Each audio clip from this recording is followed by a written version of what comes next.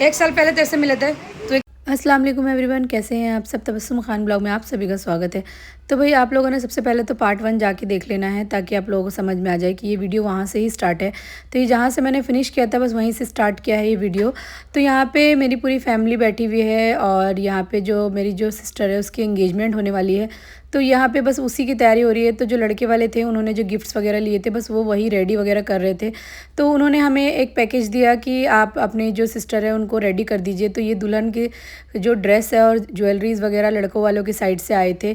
तो ये इतना प्यारा पैकेजिंग था कि मैंने सोचा आप लोग से शेयर कर देती हूँ। तो यहाँ पे साथ में सारी एसेसरीज़ भी आई थी जो आज दुल्हन ने पहननी थी। तो ये जो प्यारा सा चौकर था ना वो इतना ज़्यादा प्यारा लग रहा था गाइज़। आप लोग ज़रूर कमेंट करके बताना कि आप लोगों को कैसा लगा। बिल्कुल सेट बना के दिया था इन्होंने। जो इसमें वर्क था ना दुल्हन का ड्रेस में पिंक वर्क था। तो ये पिंकिस्टा टाइप का इन्होंने ये चौकर और ये पूरा जो डिज़ाइन था उसी के अकॉर्डिंग ये पूरा सेट था। तो ये बहुत ही प्यारा लग रहा था। तो दुल्हन यहाँ पे अपना ड्रेस पहन के रेडी हो रही थी। तब तक मैंने सोचा कि ये सारी चीज़ें फटाफट से निकाल दूँ और ये सारी चीज़ें यहाँ पे रेडी कर दूँगी। फिर यहाँ से फिर फंक्शन स्टार्ट होने वाला है और वहाँ पे दूल्हे वाले जो हैं वो वेट कर रहे थे। तो बहुत सारी ज्वेलरी आई थी, हाथों की एसेसरीज़ भी आई थी जो कि मुझे सबसे प्यारी लगी ये वाली हैंड फिंगर रिंग, क्योंकि ये इतना क्यूट लग रहा था, बहुत ही एस्थेटिक लग रहा था ये मुझे। और जो इसका कलर कॉम्बिनेशन था वो भी बहुत ही ज़्यादा प्यारा लग रहा था। आप लोग कमेंट करके बताना कि आप लोगों को कैसा लगा। और पार्ट 1 जाके जिसने भी मेरा पार्ट 1 नहीं देखा तो सबसे पहले तो आप लोगों ने पार्ट 1 देख लेना है क्योंकि ब्लॉग वहीं से स्टार्ट हुआ है। अच्छा, साथ साथ ही यहाँ पे ये चूड़ी वगैरह भी सेट बन करके ही आया था और ये साथ में ये पैकेजिंग जो हैम्पर की थी वो बहुत ज़्यादा क्यूट थी, बहुत ज़्यादा अच्छा लग रहा था मुझे ये पैकेजिंग। और एक जो था ना वो उन्होंने गिफ्ट रैपिंग के लिए बहुत सारी चीज़ें हमें दी थी। तो यहाँ पे हम दुल्हन को रेडी करने का काम कर रहे थे। तो आप लोग सभी लोग जानते हैं, आप लोगों ने मेरे काफ़ी ब्लॉग्स देख लिए होंगे अब तक। जिन लोगों ने भी ब्लॉग्स नहीं देखे हैं सारे ब्लॉग्स पहले आप लोग देख लें। तो यहाँ पे जो है देसी स्टाइल से ही एंगेजमेंट हो रही है। दूल्हे वाले आए हुए हैं और यहाँ पे एंगेजमेंट के लिए सारी प्रिपरेशन हो चुकी है। बस दुल्हन को रेडी होना है और फिर उसके बाद रस्म स्टार्ट हो जाएगी। तो रस्म कुछ इस तरीके से होगी कि दुल्हन की जो दूल्हे की जो ममा है वो रिंग पहनाएगी मेरी सिस्टर को। और हमने भी, आप लोगों ने मेरा ब्लॉग देखा होगा जो मेरे लड़के वाले साइड की है, वहाँ पे आपने देखा होगा कि मेरे पापा ने दूल्हे को रिंग पहनाई थी। तो हमारे यहाँ पे इसी तरीके से एंगेजमेंट होती है। आप लोग बताइएगा आप लोग के यहाँ पे किस तरीके से एंगेजमेंट होती है। तो यहाँ पे दुल्हन की मेहंदी आप देख सकते हैं कि काफ़ी ज़्यादा अच्छी रची है और मेरी मेहंदी भी बहुत ज़्यादा अच्छी रची थी गाइज़। मुझे बिल्कुल भी यकीन नहीं आ रहा था कि एक ही घंटे में मेरी मेहंदी इतनी अच्छी कैसे रच गई। मैंने आज सुबह ही मेहंदी लगाई थी और ये बहुत ही अमेजिंग कलर आया था मेरी मेहंदी का। और ये जो बो वाला जो डिज़ाइन है ना ये बहुत ट्रेंड में चल रहा था। तो मैंने कहा चलो भाई लगवा लेते हैं और भैया ने बहुत अच्छी तरीके से डिज़ाइन कॉपी किया था, बहुत ज़्यादा अच्छा लग रहा था मेरे हाथों पे। अच्छा, साथ साथ ही मैंने बहुत सारी चीज़ें एक्सेसरीज़ वगैरह जो थी मेरी सिस्टर को वो पहना दी थी। तो बहुत ज़्यादा अच्छा लग रहा था। ये चूड़ी सेट काफ़ी ज़्यादा अच्छा लग रहा था, बिल्कुल मैच करके ड्रेस के अकॉर्डिंग बनवाया गया था। तो यहाँ पे अभी दुल्हन का फेस तो रिवील नहीं कर सकते हैं गाइज़, बहुत जल्दी इंशाल्लाह आप लोग के साथ फेस रिवील कर दूँगी मैं। तो यहाँ पे ये जो था ना गिफ्ट जो था दूल्हे मियाँ की साइड से आया था और दूल्हे मियाँ ने खास करके दुल्हन के लिए भिजवाया था ये, क्योंकि दुल्हन को चॉकलेट बहुत ज़्यादा पसंद है और उन्होंने खास करके मेरी सिस्टर के लिए भिजवाया था। और यहाँ पे हम लोग ना दुल्हन को जल्दी जल्दी से रेडी कर रहे थे, सारी एसेसरीज़ पहना रहे थे क्योंकि दूल्हे वाले जो थे ना वो वेट कर रहे थे, क्योंकि दुल्हन जब तक स्टेज पे नहीं आएगी तब तक रस्म नहीं स्टार्ट होगी। तो बस यहाँ पे जल्दी जल्दी से हम दुल्हन को रेडी कर रहे थे। तो गाइज़ यहाँ फाइनली दुल्हन रेडी हो गई है और दुल्हन अपना फाइनल लुक देख रही थी। तो यहाँ पे बहुत ज़्यादा क्यूट लग रही थी मुझे अपनी सिस्टर। और यहाँ पे जो है क्लच भी दिया गया था वो भी बिल्कुल मैच करके दिया गया था जो कि बहुत ज़्यादा क्यूट लग रहा था क्लच हाथों में। अच्छा, यहाँ पे रस्म स्टार्ट हो गई थी। जो दूल्हे की ममा है वो रिंग लेकर के आ गई थी, साथ में सिस्टर भी हैं।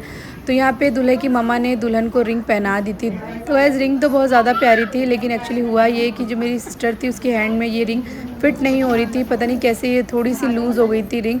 तो इसलिए दूल्हे की ममा ने क्या किया ना उसे मिडिल फिंगर में पहना दिया जो कि बहुत ज़्यादा क्यूट लग रहा था। उसके बाद यहाँ पे एक एक करके सभी लोगों ने मुंह मीठा कराया। सबसे पहले तो दूल्हे की ममा थी, उन्होंने रस्म को शुरू किया और उन्होंने दुल्हन का मुंह मीठा कराया और उसकी खूब सारी बधाइयाँ भी। दूल्हे मियाँ की जो सिस्टर थी वो बहुत ज़्यादा एक्साइटेड थी। अक्सर ऐसा होता है ना कि गाइज़ दूल्हे की जो सिस्टर होती हैं वो हमेशा एक्साइटेड होती हैं क्योंकि उन्हें जो क्रेज़ होता है अपनी भाभी का, यहाँ पे उसी तरीके से वो लोग भी बहुत ज़्यादा ही खुश हो रही थी अपनी भाभी को देख करके। तो भाई बारी बारी से सभी ने एक एक करके रस्म शुरू करी।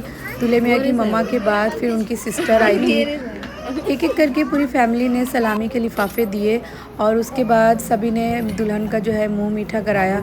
इसी तरीके से रस्म को कंटिन्यू किया गया और सभी जितने भी फैमिली मेम्बर्स आए थे सभी ने सलामी दी और उन्होंने फिर बाद में मुँह भी मीठा कराया और बहुत सारे लोगों ने तो बहुत सारी दुआएं भी दी। तो बहुत ज़्यादा ही अच्छा मोमेंट भी था, बहुत ज़्यादा क्राई मोमेंट था, क्योंकि ऐसा फ़ील हो रहा था कि फ़ाइनली अब मेरी बहन जो है वो पराई हो चुकी है। तो आप लोगों के साथ भी ऐसा होता होगा, क्योंकि जब भी लड़की की शादी होती है ना तो थोड़ा इमोशनल मोमेंट बन जाता है। यहाँ पे मम्मा भी बहुत इमोशनल हो रही थी और सभी मेरे घर वाले जो थे ना बहुत इमोशनल हो गए थे इस वाले मोमेंट में। मेरी सिस्टर भी बहुत इमोशनल हो गई थी यहाँ पे, क्योंकि वो फील आ जाती है कि अब मैं किसी और के घर की फैमिली मेम्बर बनने वाली हूँ।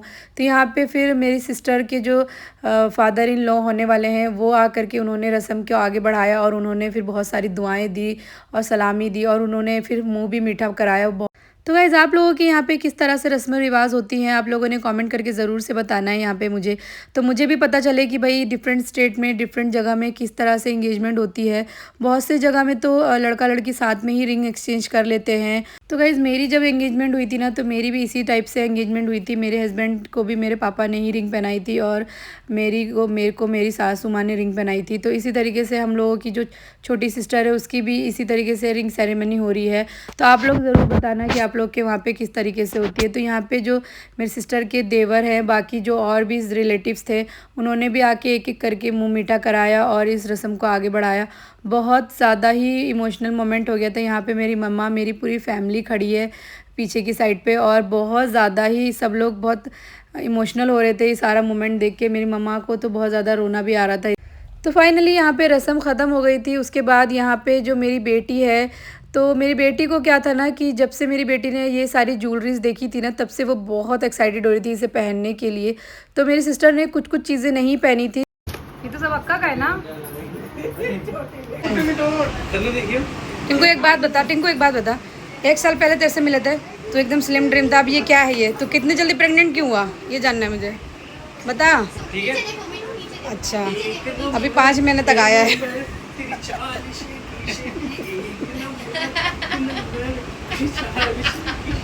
क्या लगता है गाइस वीडियो वायरल हो जाएगी? सबकी अलग चल रही है और यहाँ मेरी बेटी अलग यहाँ मेहनत करी। मीनाल यहाँ अलग दुल्हन रेडी हो रही है छोटी सी। बस कर दे सुजैना, बस कर दे, मेरी बेटी की शादी करवा के छोड़ेगी क्या?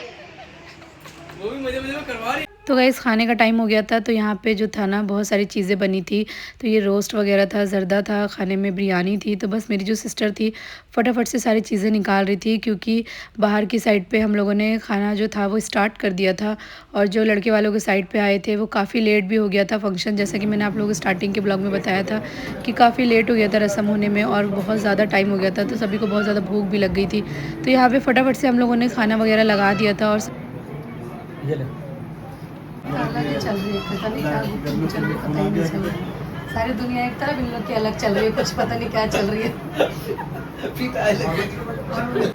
गाइस इसने बोला कि मेरी खुराक सिर्फ धोने वाले की है और आप इसका शरीर देके बताना कि आपको क्या लगता है। क्या लगता है? तो गाइज़ एक्चुअली में हुआ ये कि जो मेरी सिस्टर के फादर इन लॉ थे उन्होंने मेरी सिस्टर को कहा कि अब आपके हाथ की लास्ट में चाय पीनी है, तो वो मेरी जो है होने वाली बहू बनाएगी। तो मेरी सिस्टर ने सारे काम छोड़ करके फटाफट से चाय बनाने आ गई, क्योंकि मेरी सिस्टर के हाथ की चाय बहुत ज़्यादा अमेजिंग बनती है। तो यहाँ पे पूरी जो उनकी फैमिली आई थी उसके लिए यहाँ पे चाय बन रही थी और मेरी सिस्टर ने खुद से यहाँ पे आके चाय बनाई थी। तो ये आप देख सकते हैं कि दुल्हन जो है वो इतनी ज़्यादा मेहनती है, बहुत ज़्यादा मेहनत करी थी। तो मैं उसे यहाँ पे डायरेक्शन दे रही थी कि इसमें भी करो, उसमें भी करो, सारी चीज़ें अच्छे से करो। तो मुझे यहाँ बहुत मज़ा आ रहा था उसके साथ फ़नी मोमेंट करने में, क्योंकि उसको ये मैं बता रही थी कि आपके साथ भी अब आने वाले टाइम पे बहुत सारी चीज़ें चेंजेस होने वाली है।